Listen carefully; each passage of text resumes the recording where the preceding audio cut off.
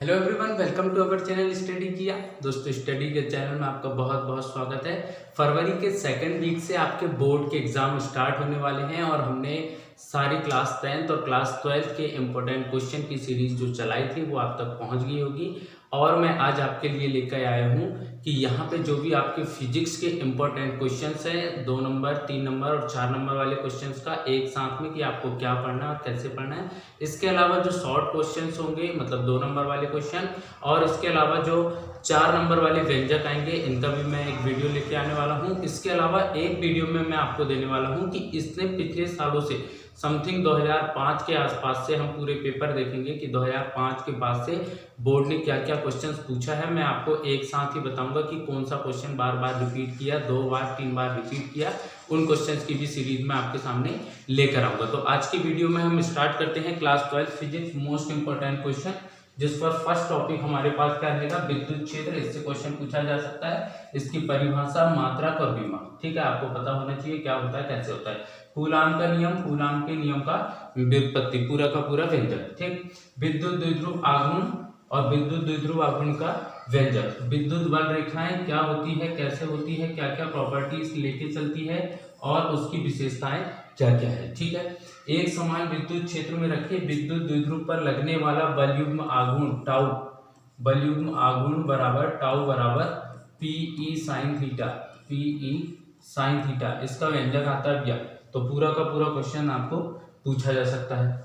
विद्युत द्विध्रुव की अक्षीय स्थिति और निरक्षीय स्थिति। अक्षीय स्थिति में विद्युत द्विध्रुव क्या होता है, अक्षीय स्थिति में विद्युत द्विध्रुव के कारण विद्युत क्षेत्र की तीव्रता E बराबर 1/4 पाई एप्सिलॉन 0 इंटू में 2p/r की पावर 3। और अगर वही मैं बात करूं निरक्षीय स्थिति में विद्युत क्षेत्र की तीव्रता E बराबर 1/4 पाई एप्सिलॉन 0 इंटू में p/r की पावर 3, ठीक है। इनसे क्वेश्चन बन सकते हैं। गॉस की प्रमेय, गॉस की प्रमेय के अनुसार क्या होता है भैया, उपस्थित कुल आवेश का 1/ε0 गुना होता है। और इसका व्यंजक, पूरा का पूरा व्यंजक। इसके साथ में गॉस की प्रमेय से कूलाम का व्युत्क्रम वर्ग, कूलाम का व्युत्क्रम वर्ग, व्युत्क्रम वर्ग का नियम, वर्ग का नियम की व्युत्पत्ति, कूलाम के व्युत्क्रम वर्ग की व्युत्पत्ति, ठीक है। ये तो टॉपिक शॉर्ट क्वेश्चन अगर आपके बन गए तो। विद्युत विभव, उसकी परिभाषा, मात्रक और विमा। विद्युत विभव आपसे पूछा जा सकता है। बिंदु आवेश के कारण किसी बिंदु पर विभव, बिंदु आवेश के कारण किसी बिंदु पर विभव V = 1/4 pi epsilon 0, 4 pi epsilon 0, 4 pi epsilon 0 into में p/r², q/r इंटू में q/r। ये व्यंजक पूछा जा सकता है, बहुत इंपॉर्टेंट क्वेश्चन हो सकता है। विद्युत द्विध्रुव के कारण अक्षीय स्थिति और निरक्षीय स्थिति में विद्युत विभव। अक्षीय स्थिति में क्या होता है भाई, पावर 2 हो जाती है, जो v होगा वो अनुक्रमानुपाती हो जाएगा 1/r² के। और निरक्षीय स्थिति में क्या हो जाएगा, निरक्षीय स्थिति में क्या हो जाएगा, v बराबर डायरेक्टली 0। दोनों व्यंजक आपसे पूछे जा सकते हैं, क्वेश्चंस को आपको अच्छे से कर लेना है, ठीक है। समविभव पृष्ठ, समविभव पृष्ठ क्या होता है और इसकी क्या क्या विशेषताएं होती है, ठीक है, इसकी क्या क्या विशेषताएं होती है, ठीक। विद्युत स्थितिज ऊर्जा, उसका व्यंजक U = ठीक है। उसके अलावा धारिता की परिभाषा, विद्युत धारिता क्या होती है, C = QV, आपने फॉर्मूला पढ़ा होगा। और उसका मात्रक और उसकी विमा, मात्रक उसका फैराड होता है, विमा आप देख लेंगे, ठीक है, MLT वाला, ठीक। चलो, इसके अलावा क्या देखना है, विलगित गोलीय चालक की धारिता का व्यंजक, विलगित गोलीय चालक की धारिता का व्यंजक C = 4 पाई एप्सिलॉन 0 इंटू में कैपिटल R। ये होती है विलगित गोलीय चालक की धारिता का व्यंजक। संधारित्र का संयोजन, श्रेणी क्रम, दोनों पूछा जाएगा, ठीक है, श्रेणी क्रम और दूसरा समांतर क्रम। अच्छा, श्रेणी क्रम में क्या होता था, समांतर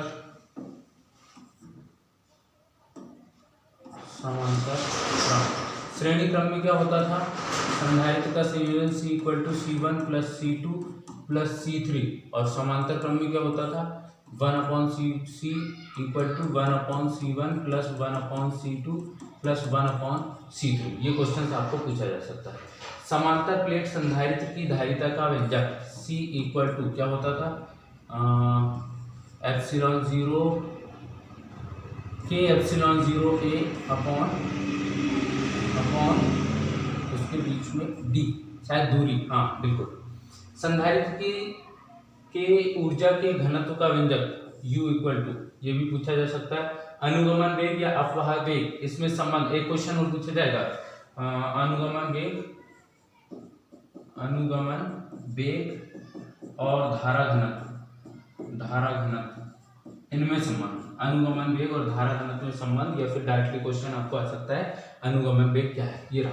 धारा घनत्व पूछा जा सकता है। गतिशीलता वही सेम उसका अपोजिट कि भैया कितना आवेश प्रवाह कर रहा है एकांक क्षेत्रफल से। ओम का नियम V equal to I R, I constant, जो आर था हमारा वो एक कांस्टेंट वैल्यू थी, तो वहां से हमारे पास क्या आ रहा था, यदि प्रतिरोध 1 ओम हो तो बोल रहे थे आप विभवांतर जो है वो आई के बराबर होगा। ठीक, विद्युत ऊर्जा तथा शक्ति P का formula P equal to VI। ठीक, सेलों का समायोजन, इसमें भी वापस से श्रेणी क्रम और समांतर क्रम, ठीक है, दोनों पूछा जा सकता है, श्रेणी क्रम और समांतर क्रम। ठीक, चलो इसके अलावा सेल का आंतरिक प्रतिरोध क्या हो रहा था, small r equal to capital R bracket में epsilon upon V -1। Important question है ये, क्वेश्चन यहाँ से ये पूछा जाएगा। सेल का आंतरिक प्रतिरोध, हाँ सेल का आंतरिक प्रतिरोध विद्युत वाहक बल और टर्मिनल विभवांतर, हाँ बिल्कुल टर्मिनल विभवांतर में संबंध, ये क्वेश्चन पूछा जा सकता है। किरचॉफ का नियम मोस्ट इंपॉर्टेंट, एक तो था संधि नियम और एक था वोल्ट का नियम। ठीक है, पहला नियम और दूसरा नियम, दोनों नियम आपके बहुत ज्यादा इंपॉर्टेंट रहेंगे। व्हीटस्टोन सेतु वापस से most important, P upon Q equal to R upon S, proof करना होगा आपको, व्यंजक आ सकता है। बायो सावर्ट का नियम, चार चीजें हो रही थी, चुंबकीय क्षेत्र का परिमाण उसके बीच की दूरी के वर्ग के विक्रमानुपाती होता है, उसकी चालक की लंबाई के अनुक्रमानुपाती होता है, बीच के कोण थीटा के अनुक्रमानुपाती होता है, ये कर लेना, बहुत इंपॉर्टेंट है। एम्पियर का परिपतीय नियम, वापस से इंपॉर्टेंट क्वेश्चन आएगा कि उस पर कुल उपस्थित आवेश mu dot I, mu 0 I not जो होता है वो P डॉट S, उसके क्षेत्रफल के अनुक्रमानुपाती होता है वाला व्यंजक। ठीक, चल दो समांतर धारावाही चालक के बीच लगने वाला लॉरेंज बल आ सकता है, लॉरेंज बल, ये क्वेश्चन पूछा जा सकता है, या फिर ऐसे बोल देगा दो समांतर धारावाही तारों के बीच लगने वाला बल। चल कुंडली धारा मापी, चल चुंबक धारा मापी की सुग्राहिता, मतलब धारा मापी से रिलेटेड सब कुछ। हाँ एक चीज और, धारा मापी का एमीटर में रूपांतरण, धारा मापी का एमीटर में रूपांतरण, या फिर धारा मापी का वोल्ट मीटर में रूपांतरण, ये भी क्वेश्चन आपसे पूछा जा सकता है। चलो, चुंबकीय क्षेत्र में लूप पर लगने वाला बल आघूर्ण, वापस से लूप पे जब बल आघूर्ण लगेगा तो आपने बनाया होगा कुछ इस प्रकार से एक लूप, और इसको लिखा होगा PQRS, और फिर ये घूम रहा होगा उस कंडीशन में। ठीक, चुंबकीय द्विध्रुव आघूर्ण वापस से सेम, जैसे विद्युत द्विध्रुव आघूर्ण पढ़े थे सेम का सेम। प्रतिचुंबकीय, अनुचुंबकीय और लोह चुंबकीय पदार्थ, इनमें क्या क्या है, डेफिनेशन पूछ सकता है, उसके उदाहरण पूछ सकता है, या उनमें अंतर पूछ सकता है। चलो आगे देख लिया जाए। नति कोण, नमन कोण, दीप्तात् कोण, भैया अगर करना हो डेफिनेशन तो याद कर लेना, नहीं तो कोई बात नहीं। फैराडे के विद्युत चुंबकीय प्रेरण संबंधी नियम, बिल्कुल भैया दो नियम दिया था, पहला नियम और दूसरा नियम। दूसरा नियम का व्यंजक के साथ में आप करना, ठीक है। पहला नियम तो ठीक है, उसकी डेफिनेशन है वो वहां तक ठीक है, बट दूसरा नियम आप वो बहुत अच्छे से करिएगा क्योंकि उसका व्यंजक पूछा जा सकता है। ठीक है, लेंज का नियम उसी का विरोध कर रही है जिसके कारण वह स्वयं उत्पन्न होती है, तो ये बहुत अच्छे से कर लेना। स्वप्रेरकत्व, स्वप्रेरण गुणांक, या फिर अन्योन प्रेरकत्व और अन्योन प्रेरकत्व गुणांक। या तो क्वेश्चन ये आएगा, यह बोलेगा एक लंबी परिनालिका, अगर स्वप्रेरकत्व से आ रहा है तो एक लंबी परिनालिका के लिए, और अगर अन्योन प्रेरण से आ रहा है तो दो लंबी परिनालिका। ठीक है, दोनों से भैया क्वेश्चन बनेगा, या तो स्वप्रेरण या अन्योन प्रेरण, या फिर स्वप्रेरण के लिए एक लंबी परिनालिका के लिए स्वप्रेरण का व्यंजक, और या तो फिर दो लंबी परिनालिका के लिए अन्योन प्रेरक का व्यंजक। ठीक। LCR परिपथ या तो केवल L पूछ सकता है, या फिर C पूछा जा सकता है, या फिर R पूछा जा सकता है, या LC या CR या LR, या तीनों में से एक साथ LCR। 1 2 3 4 5 6 7 7 व्यंजक बनते हैं। कुछ नहीं पूछेगा, 2 3 4 चीजें उसके लिए रहती है। नामांकित चित्र चाहिए रहेगा, नामांकित चित्र चाहिए, फेजर आरेख चाहिए, फेजर आरेख चाहिए, प्रतिरोध चाहिए, प्रतिरोध चाहिए या प्रतिघात चाहिए, प्रतिघात चाहिए या प्रतिबाधा चाहिए, प्रतिबाधा चाहिए, या फिर इसके अलावा बोलेगा धारा का शिखर मान, शिखर मान चाहिए इसको, और परिणामी वोल्टेज चाहिए। हाँ, परिणामी वोल्टेज। ठीक, इतनी चीजें पूछा जाएगा। सबसे बड़े क्वेश्चन में इन क्वेश्चंस का नंबर आता है। चलो, वाटहीन धारा, ये 2 नंबर वाला क्वेश्चन पूछा जा सकता है। एसी जनित्र, वापस से अगर वहां पे LCR परिपथ नहीं आता है तो शायद इस क्वेश्चन को आपको देखने को मिल जाए। ट्रांसफार्मर क्या है, इसका सिद्धांत, इसकी संरचना, इसकी कार्यविधि और साथ में प्रकार। एक चीज प्रकार भी कर लेना भैया, उच्चाई ट्रांसफार्मर, अपचाई ट्रांसफार्मर किससे कहते हैं, क्या कहते हैं, क्या क्या यूज है, उपयोग भी लिख दो यार, उपयोग भी लिख दो। हो सकता है भाई ऑब्जेक्टिव वाले क्वेश्चन में पूछ लिया जाए। ठीक है, विद्युत चुंबकीय तरंगे किसे कह रहे थे, कैसे कैसे बन रही थी, और इनके गुण, इनके क्या क्या गुण है, वही 7 रंगों में विभक्त हो रहा था। और फिर जो विद्युत क्षेत्र और चुंबकीय क्षेत्र उनके बीच में संतरण के माध्यम से जो बन रही थी उन्हीं को हमने विद्युत चुंबकीय तरंगे कहा हुआ था। विद्युत चुंबकीय स्पेक्ट्रम ये जो 7 रंगों से बना हुआ था, और उनके उपयोग क्या क्या थे, वो गामा किरणें, अल्फा किरणें, पराबैंगनी किरणें, अवरक्त किरणें, रेडियो तरंगे, वो सारी चीजें आप देख लेना। उनकी आवृत्ति ये काम की है भैया, आवृत्ति, उनकी तरंगदैर्घ्य, और क्या पूछा जाएगा, खोजकर्ता, हाँ किसने किया, खोजकर्ता, और उपयोग, हाँ ये 4 चीजें पूछी जाएगी, आवृत्ति, तरंगदैर्घ्य, खोजकर्ता और उसके उपयोग क्या क्या है। चलो आगे देख लिया जाए। प्रकाश का परावर्तन, जब कोई प्रकाश की किरण किसी समतल पृष्ठ से आके टकराती है तो वह उसी माध्यम में वापस लौट जाती है। उस कंडीशन में 2 नियम पढ़े हुए थे, आपतन कोण और परावर्तन कोण हमेशा आपस में बराबर होते हैं। आपतित किरण, परावर्तित किरण और आपतन बिंदु पर अभिलंब तीनों एक ही जगह पे स्थित होते हैं। ठीक है, गोलीय दर्पण का सूत्र 1/f = 1/v - 1/ प्लस था क्या भाई, प्लस 1/u। ये प्रकाश का अपवर्तन की भाई एक माध्यम से दूसरे माध्यम में प्रवेश करती है तो फिर वो अपने मार्ग से विचलित हो जाती है, और विचलन, प्रकाश के विचलन की इस परिघटना को हम प्रकाश का अपवर्तन कह रहे थे। पूर्ण आंतरिक परावर्तन कहाँ हो रहा था, जब बोले आपतन कोण का मान क्रांतिक कोण के मान से अधिक होगा, उस वाली कंडीशन में हम कह रहे थे उसको कि वो भैया हमारा पूर्ण आंतरिक परावर्तन होगा। कुछ कंडीशन इस प्रकार से हमने लिया हुआ था, और तीसरी कंडीशन थी हमारे पास ये, इस वाले को हम कह रहे थे पूर्ण आंतरिक परावर्तन की, जैसे अंदर गया तो सीधा रिफ्लेक्ट कर दिया। 3-4 चित्र आपने देखा होगा, जब थीटा 90 डिग्री से छोटा हो, और जब थीटा जो है वो 90 डिग्री के बराबर हो, और जब थीटा जो है वो 90 डिग्री से बड़ा हो। क्रांतिक कोण आया था, यहाँ पे आया था क्रांतिक कोण, क्रांतिक कोण, इससे 2 नंबर वाला क्वेश्चन पूछा जा सकता है। ठीक है, पतले लेंस का सूत्र, लेंस सूत्र आपको चाहिए था 1/f = 1/v - 1/u। अवतल लेंस के लिए, उत्तल लेंस के लिए क्वेश्चन यहाँ से पूछा जा सकता है। ठीक है, लेंस निर्माता का सूत्र, लेंस निर्माता का सूत्र आपसे पूछा जाएगा। संयुक्त लेंस की फोकस दूरी, यहाँ पे बोलेगा दो पतले लेंस जब एक साथ जुड़े हो कुछ इस प्रकार से, ये लो, और अब इनका प्रकाशिक केंद्र यहाँ पे है, तब इसका फोकस दूरी अपने को चाहिए होगा, ये कुछ इस वाली कंडीशन में। ठीक, प्रिज्म द्वारा प्रकाश का वर्ण विक्षेपण, भैया वो 7 रंगों में विभक्त कर रहा था प्रिज्म। प्रकाश की कोई किरण जा रही थी तो उसको 7 रंगों में विभक्त कर दे रहा था, और प्रकाश की इसी घटना को हम क्या कह रहे थे, वर्ण विक्षेपण। ठीक, सूक्ष्मदर्शी व खगोलीय दूरदर्शी, भैया सूक्ष्मदर्शी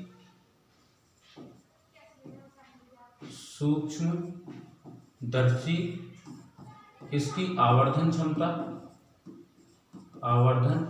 क्षमता, नामांकित चित्र, और 2 स्थिति बनती है। पहली स्थिति एक, जब जो प्रतिबिंब है, जो अंतिम प्रतिबिंब है वो स्पष्ट दृष्टि की न्यूनतम दूरी पर बने, और दूसरी कंडीशन बनती है कि जब प्रतिबिंब जो है वो अनंत पे बन रहा हो। ठीक है, तो वो वाली दोनों कंडीशन आपको लेके चलनी पड़ेगी। हाइगन का द्वितीय तरंगी का सिद्धांत, ठीक, ये भी आपको मोस्ट इंपोर्टेंट में लेके चलना है कि भैया आ सकता है। प्रकाश का व्यतिकरण, भैया 2 नंबर वाले क्वेश्चन यहाँ से पूछे जाएंगे। फ्रिंज चौड़ाई, भैया कोई ना कोई क्वेश्चन किस यंग की द्विस्लिट फ्रिंज चौड़ाई से संबंधित भैया वो कहाँ पे निर्भर करता है, कब अधिक होता है कब कम होता है, चौड़ाई किस बात पे निर्भर करती है, या फिर फ्रिंज चौड़ाई के लिए व्यंजक कुछ भी पूछा जा सकता है। एकल झिल्ली ऐसे करेंगे आपने, एकल स्लिट द्विस्लिट ऐसे वाला कंडीशन, तो एकल झिल्ली के कारण आप देख सकते हैं, ठीक है। प्रकाश का ध्रुवण पोलराइजेशन आपने पढ़ा होगा कि भाई कैसे कैसे हो रहा, बोले एक जगह पे इकट्ठा करना और फिर वहां से वो प्रकाश जो है वो वहां पे संकेंद्रित हो गया और फिर बाहर की तरफ जब फैल रहा था उसी को हम बोले थे प्रकाश का ध्रुवण। पॉलराइड, इसको भी पूछा जा सकता है।